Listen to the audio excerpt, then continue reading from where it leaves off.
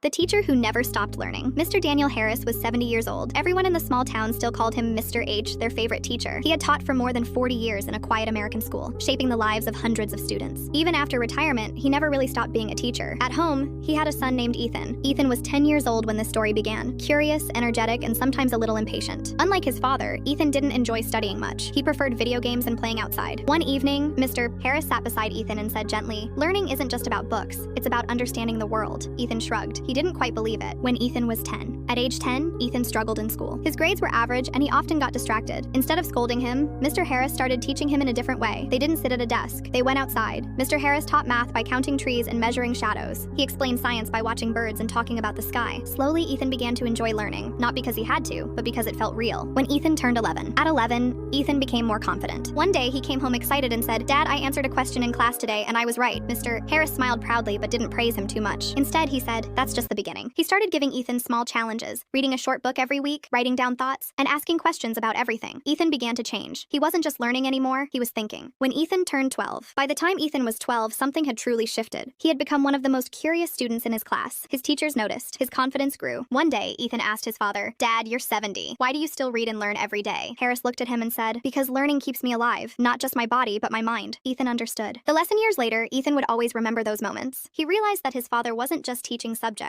he was teaching a way of life. Learning never stops. Age doesn't matter. Curiosity is the real power. And the greatest teacher isn't the one who knows everything, but the one who never stops learning. If you want, I can make this story more emotional, funny, or even turn it into a short script or storytelling format for YouTube or Reels.